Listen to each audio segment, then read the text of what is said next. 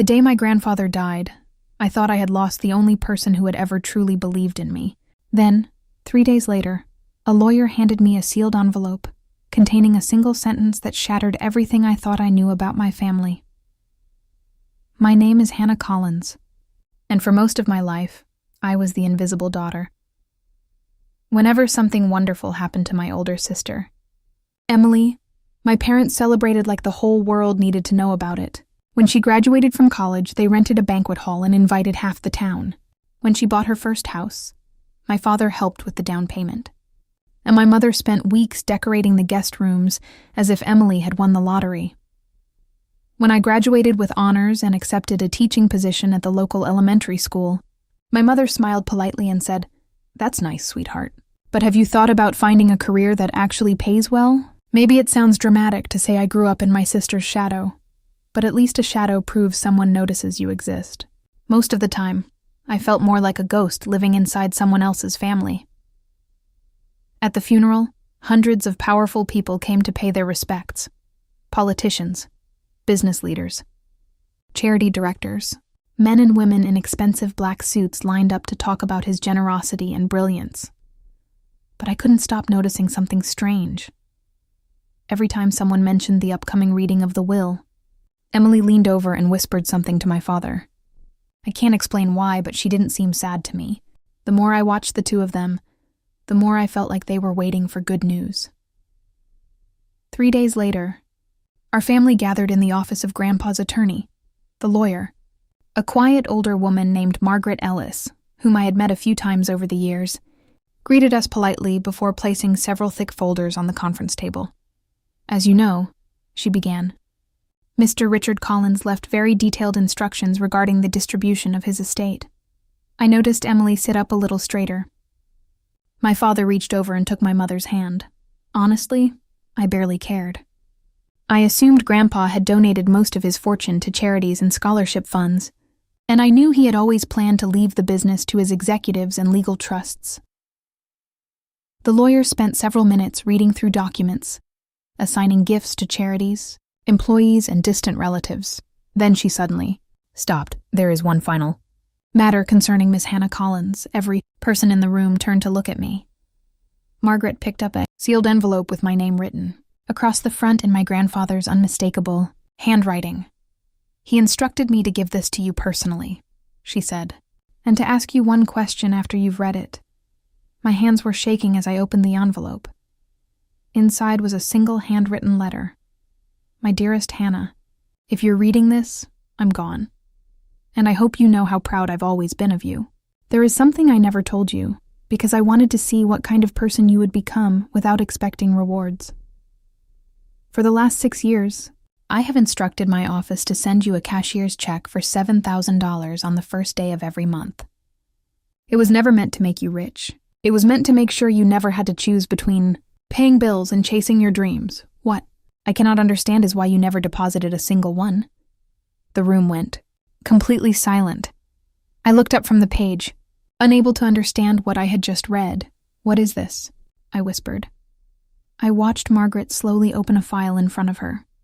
"Mr. Collins asked me to verify whether you had been receiving the payments," she said quietly. "According to our records, every monthly check was mailed, and every single one of them was endorsed and cashed. The only person who ever made me feel seen was my grandfather. Most people knew him as Richard Collins, the billionaire real estate developer who had built half the downtown skyline. I had read newspaper articles calling him a visionary, and I'd heard business people describe him as ruthless. But none of that was the man I knew. To me, he was simply Grandpa Richard, the old man who wore expensive suits, but wasn't afraid to sit on the porch with me, eating vanilla ice cream straight from the carton. He never treated me like I was less important than Emily. In fact, I always had the feeling that he noticed the little things nobody else ever saw. When I was 12 years old, I entered a county art competition and won second place. My parents forgot to come because Emily had a cheerleading event that same afternoon. I remember trying to smile during the awards ceremony while pretending it didn't matter. Then, right before they announced the winners, I looked into the audience and saw Grandpa Richard standing there. He had driven 3 hours just to surprise me. He clapped louder than anyone else in the room, and afterward he took me out for hamburgers. "You know why I came?" he asked as we sat in the little diner. I shrugged. "Because people should never miss the moments that shape a person's heart," he said. The world celebrates success. Very few people celebrate effort. I never forgot those words. As I got older, I started to understand why my grandfather and the rest of the family never really got along. My parents loved his money, but they hated his rules. Grandpa Richard believed that everyone should earn their own future. He had paid for both Emily and me to go to college, but after graduation, he refused to hand out endless gifts or rescue people from their own bad decisions. My parents complained about it constantly. "He has more money than he could spend in 10 lifetimes. My father would grumble. "What's the point of having all that money if he won't help his own family?" Grandpa would just laugh. "I already helped my family," he'd say. "I gave them opportunities. What they do with them after that is their responsibility." Emily never liked hearing that. To everyone else, she was charming and beautiful. But I had spent my whole life watching her use those gifts to get exactly what she wanted. If she wanted a new car, she somehow convinced my parents she deserved one because all her friends had nicer vehicles. If she maxed out her credit cards, she always found a way to make it someone else's fault for not supporting her enough. And somehow, no matter what happened, I always watched her walk away with exactly what she wanted. By the time I turned 31, my own life looked nothing like the future I had imagined. I was divorced after a short and painful marriage, drowning in student loans, and renting a tiny apartment above an old hardware store. Every time it rained, water dripped through the ceiling into a bucket I kept by the window. Most weekends I took tutoring jobs just to make sure I could keep up with rent and bills. Emily, meanwhile, lived in a 5-bedroom house she couldn't actually afford, drove a luxury SUV, and filled social media with pictures of designer handbags and expensive vacations. My parents constantly reminded me of the difference between us. "Maybe if you were more ambitious," my mother liked to say, "you'd have what your sister has." I wanted to tell her the truth, that Emily's entire lifestyle was built on borrowed money, unpaid credit cards, and endless favors, but I had learned a long time ago that arguing never changed anything. The only person who ever seemed to understand was Grandpa Richard. About once a month, he invited me to lunch at a small family-owned diner on the other side of town. He hated expensive restaurants. He used to joke that they charged $50 to serve food that tasted worse than a grilled cheese sandwich. One rainy afternoon, he looked across the table at me and asked, "Tell me honestly, Hannah, are you happy?" I stared down at my coffee cup. "I don't know." That's not an answer. I was quiet for a long moment before I finally admitted the truth. I think I got tired of trying to prove that I matter. I'll never forget the look on his face. It hardened in a way I had never seen before. "Who made you believe you had to prove that?" I laughed quietly and shrugged. "You've met my family." He didn't laugh with me. Instead, he reached across the table and squeezed my hand. "One day, you'll understand something they never will," he said softly. "Character outlives money. Kindness outlives beauty. And the people who quietly keep going when nobody is cheering, they're the ones worth betting on." Those ended up being the last words of advice he ever gave me. 3 months later, he suffered a massive heart attack. I got the call while I was teaching a reading lesson to a classroom full of second graders. By the time I reached the hospital, my parents and Emily were already there. My mother was crying. My father kept rubbing his hands together, and I couldn't remember ever seeing him look that nervous. But Emily, she didn't look heartbroken at all. If anything, she looked impatient, like she was waiting for something. The doctors told us Grandpa was unconscious and might never wake up. I sat beside his bed for hours, holding his hand and thinking about every little kindness he had ever shown me. The birthday cards that always arrived on time when nobody else remembered. The handwritten notes he mailed after every accomplishment. The stories he used to tell me about sleeping in his truck while he built his business from nothing. He passed away just before sunrise. I felt the blood drain from my face. I never got any checks. I saw the lawyer frown. That's impossible. Before I could say another word, I heard a chair scrape loudly across the floor. I turned my head just in time to see Emily jump to her feet so quickly that her purse slipped from her shoulder and crashed onto the ground. For a second, nobody in the room moved. Then I looked at my sister's face, and for the first time in my entire life, I realized she was terrified. I looked up from the letter and felt my stomach drop. The color had drained completely from Emily's face. For a brief second, nobody in the room moved. My father was staring at her with a confused expression, and I watched my mother reach for her arm. "Emily? What's wrong?" She forced out a nervous laugh. "Nothing. Why would anything be wrong?" But I wasn't the only one who noticed. Margaret Ellis lowered her eyes to the papers in front of her and studied Emily for a moment. She had spent decades handling complicated estates and family disputes, and the look on her face told me she recognized panic when she saw it. I slowly turned toward my mother. "You knew the checks were coming?" She stared back at me without saying a word. Then I saw the confusion disappear from her face, replaced by something that looked a lot like fear. I don't know what she's talking about." Margaret opened another folder. "I have copies of the certified mail receipts. Someone signed for every envelope." She slid them across the table. My mother's hand began to tremble. There, at the bottom of every receipt was a signature. Linda Collins, my mother's signature. She covered her mouth. "I only signed because Emily told me they were business papers from your grandfather's office." I looked at Emily, but she refused to meet my eyes. As I stared at the papers spread across the table, the truth slowly started coming together in my mind, and somehow it hurt even more than I could have imagined. My own sister had taken the money, and my own mother had helped her do it. Whether she understood what was happening or not, Margaret cleared her throat.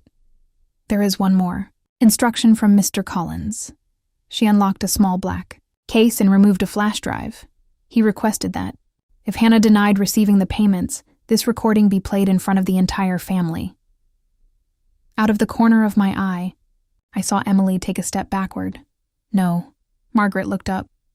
"I'm sorry?" "No," Emily snapped. "You can't play private recordings." "This is ridiculous." "It is perfectly legal," Margaret replied. "Mr. Collins recorded it in my presence." She connected the drive to a small television mounted on the wall. The screen flickered to life. Then my grandfather appeared. He looked older than I remembered. Tired, but his eyes were as sharp as ever. "If you're watching this," he began, "then Hannah has told Margaret she never received the money I sent her." I felt tears welling up instantly. Hearing his voice again after the funeral was almost unbearable. He smiled gently at the camera. "My dear girl, if that's true, then someone I trusted has betrayed both of us." The room was completely still. I started sending Hannah $7,000 a month because I knew she would never ask for help. Pride runs in the Collins family, but hers comes from dignity, not greed. His expression darkened. I suspected after the second year that something wasn't right. Hannah kept working 2 jobs. She sold her car. She moved into a cheaper apartment. None of that made sense. I couldn't stop staring at the screen. 1,000 memories rushed through my mind all at once. He knew, somehow, all those years, he had known something was wrong. So I hired a private investigator. Out of the corner of my eye, I watched Emily grab the back of a chair with both hands. For a second, she looked like she might collapse. Emily looked around the room desperately. "You have to help me." Nobody answered. She turned to my mother. "Mom?" My mother took a small step away from her. Then she looked at my father. "Dad, say something." When I looked at my father, I saw tears gathering in his eyes for the first time that I could remember. "I spent 35 years defending you," he whispered. "I told everyone Hannah was too sensitive. I told myself we treated you both fairly." Then he looked at me. "I was wrong." Those 3 words hurt more than all the years of neglect, because they had come 20 years too late. I could barely get the words out. "It says, Grandpa didn't just know Emily was stealing from me." I slowly turned toward my mother. The color had drained from her face, and she lowered her eyes before they could meet mine. "It says he discovered someone else had been helping her from the very beginning." I looked back down at the letter. And according to him, it wasn't my father. For a long moment, nobody said a word. Something inside me broke as I stood there holding that letter. I realized the biggest betrayal in my family had never really been about money. Whatever my grandfather had discovered, it had been hidden for decades. And somehow, my mother had been carrying that secret all along. I looked up from the letter and saw my mother's hands begin to shake. My father's eyes moved from me to her, and I had never seen him look so completely confused. "What does that mean?" he asked quietly. "Linda, what is she talking about?" I couldn't answer him. I was still staring at the letter in my grandfather's handwriting. There were only a few sentences on the page, but they carried the weight of an entire lifetime. "Hannah, if you are reading this, then the truth has finally come out." I hoped I was wrong, but the evidence became impossible to ignore. Emily did not act alone. Someone inside the family protected her every step of the way. I discovered that your mother knew about the checks much earlier than she claims. I also discovered another secret she has carried for over 30 years. I will leave it to her to tell you. If she refuses, Margaret has the documents. I lowered the letter slowly. The room was so quiet that I could hear the ticking of the old wall clock. My father looked at my mother. "Linda, what documents?" She didn't answer. Her eyes were fixed on the floor. "Tell me," he said again, louder this time. Still nothing. Margaret Ellis reached into her briefcase and removed a thin, sealed envelope. "I hope this wouldn't be necessary," she said softly. "Mr. Collins instructed me to give Mrs. Collins the opportunity to tell the truth herself." She placed the envelope on the table. My mother stared at it as though it might explode. Father picked it up before she could stop him. "What is this?" "Evidence," Margaret replied. He opened it. Inside were copies of bank statements, certified mail receipts, and several printed emails. At the very bottom was a notarized statement from the private investigator my grandfather had hired. I watched my father's expression change as he read through the papers. The color slowly disappeared from his face, and when he finally looked up, his voice was barely more than a whisper. "You knew." My mother finally broke. She covered her face and started crying. "I never wanted it to go this far." "You knew Emily was stealing from Hannah?" She nodded weakly. Hearing those words out loud hit me harder than I ever thought it would. For years, I had convinced myself that my mother simply favored my sister, that she overlooked things because Emily was louder, more demanding, more dramatic. I had never imagined she would knowingly allow my future to be stolen. "When?" I asked. She looked at me through tears. "About 6 months after the check started." I felt my chest tighten. 6 months? She nodded. "I saw one of the envelopes from your grandfather's office. Emily admitted she'd opened it by mistake. Then she told me you didn't deserve the money." I laughed bitterly. "Didn't deserve it? You had Grandpa's attention, his respect. He always believed in you. Emily thought you were going to inherit everything one day, and she was terrified she'd be left with nothing." I looked toward my sister. She wasn't crying anymore. She was just sitting there, staring at the table. My mother continued. "She begged me not to tell anyone. She said she'd only take a few checks and then pay it back. She promised she'd stop. And you believed her?" My mother couldn't answer. I stood there looking at her, waiting for her to deny it. But she couldn't. And in that silence, I realized the truth. She had never really believed Emily would pay the money back. She had simply chosen to protect her, the same way she always had. My father dropped the papers onto the table. 6 years, he whispered. "You watched this happen for 6 years?" I was trying to keep the family together. The words echoed through the room. I couldn't stop myself from laughing. Not because anything was funny. Because after a lifetime of being the forgotten child, I finally understood the rules. Keeping the family together had never meant protecting everyone. It had always meant protecting Emily. "No matter who got hurt." Margaret quietly opened another file. "There is one more matter Mr. Collins wanted addressed. Nobody looked at her. He amended his will 9 months before his death. That got everyone's attention." She slid a thick legal document across the table toward me.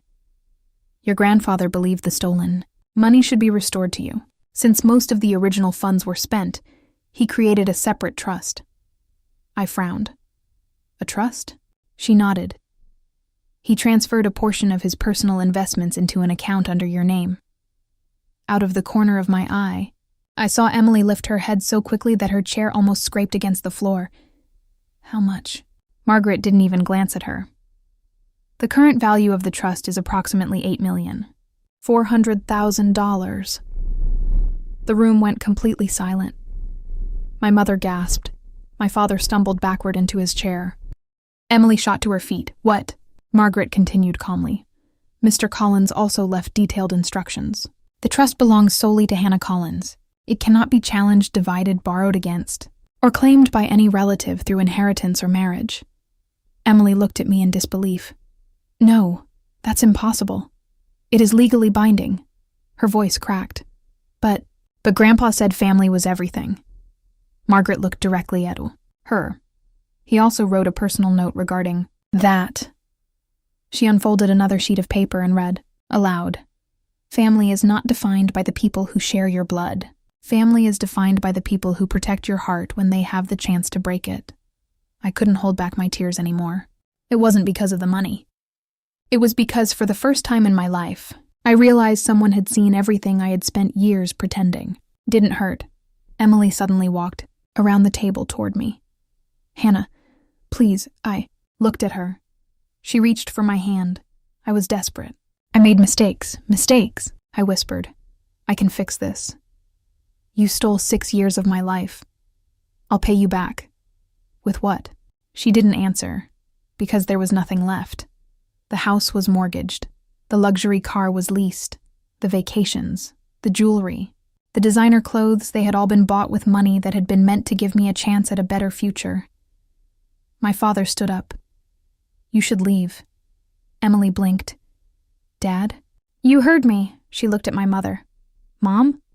For a moment I thought my mother would protect her again. Instead, she closed her eyes. Then she quietly said, "Go." Emily looked around the room at all of us, and I could almost see the moment it finally sank in. For the first time in her life, nobody was stepping in to rescue her. She grabbed her purse and stormed toward the door. Halfway there, she turned around. "This is all your fault," she screamed at me. "You always had to be the favorite." Then she slammed the door behind her. The sound echoed through the office. A few seconds later, I watched my father sink into his chair and cover his face with his hands. "I failed you," he whispered. I looked at him for a long moment. When I was little, I used to imagine what it would feel like to hear him say those words. I thought they would fix something inside me, but they didn't. Some wounds are too old to disappear in a single afternoon. "I know," I said quietly. He started crying. So did my mother, but I couldn't. I had spent too many years crying alone. Margaret waited until the silence settled. "There is one last instruction from your grandfather." She handed me a small velvet box. Inside was an old silver key dot. Attached to it was a tag with a handwritten note for the cabin by the lake, the only place where nobody expected you to be anyone except yourself. I smiled through my tears. When I was little, Grandpa used to take me there every summer. We would fish from the dock, cook terrible pancakes, and stay up late talking about books and dreams. I hadn't been there in nearly 10 years. "The cabin is yours now," Margaret said, "along with everything inside it." A week later, I drove there alone. The place looked exactly the way I remembered. The old wooden porch, the rocking chairs, the little wind chime hanging beside the front door. When I unlocked it, I found something waiting for me on the kitchen table. Sat a stack of letters. Every one of them had my name on it. There were birthday letters. Letters for the day I got married. Letters for the day I might become a mother. Letters for days when life felt impossible. And one final envelope marked, "Open this after you finally know your worth." I opened. It inside was a single page. "My dear Hannah, if you've reached this letter, then you finally know a truth I spent years trying to teach you. The people who overlook your kindness are not measuring your value. They are revealing their own. Never chase love that has to be earned through suffering. Never fight for a place at a table where your seat can be taken away. And never believe that being gentle means being weak. You were never the child who had less. You were the child who deserved more. Love always, Grandpa. I sat there for a long time, holding the letter against my chest. A month later, I resigned from my second job. A year later, I created the Richard Collins Scholarship Fund, using part of the trust to help students who had talent but lacked support. I restored the old cabin and turned it into a quiet retreat where teachers, social workers, and foster families could stay for free whenever they needed a place to rest. As for Emily, she eventually accepted a plea agreement after investigators traced the forged checks and fraudulent deposits. I didn't celebrate when it happened. Revenge had never really been what I wanted. What I wanted was the chance to stop feeling invisible. My parents tried many times to rebuild our relationship. Slowly and carefully, I allowed them back into small parts of my life. But I never forgot the years when they looked away, learned that forgiveness does not always mean going back to the way things were. Sometimes it simply means deciding not to carry the anger forever. On the anniversary of my grandfather's birthday, I returned to the lake cabin and sat on the old dock as the sun disappeared behind the trees. As I sat there watching the last light fade across the water, I realized I felt something I hadn't felt since I was a little girl. Not because I had inherited millions, not because the truth had finally come out, but because I finally understood that my worth had never depended on who chose me or on who failed to. And maybe that's the hardest lesson any family can teach you. The people who truly love you will never make you compete for a place in their hearts. And the greatest inheritance anyone can leave behind isn't money. It's the courage to know your own value, even when the people closest to you never did.